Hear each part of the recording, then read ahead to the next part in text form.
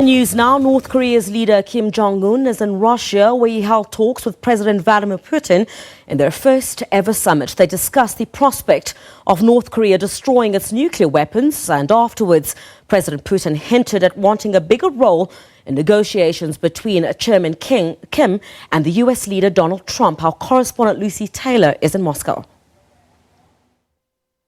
They're neighbours who had never met, but an afternoon of talking and then dining together seems to have marked the start of a new, closer relationship.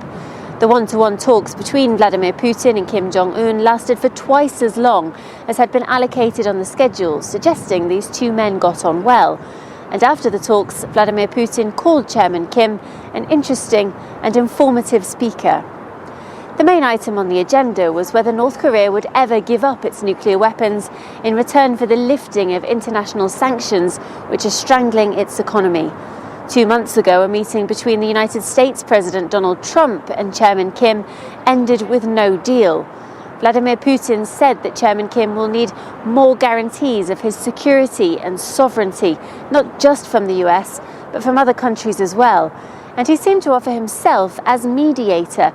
He said that Chairman Kim had even asked him to speak directly to the United States. We didn't hear from Chairman Kim himself after the talks, but beforehand he'd said it was a great joy to be in Russia. He said he was grateful for Russia's support at a time in history when, he said, all eyes are glued to the Korean peninsula. Lucy Taylor, SABC News, Moscow.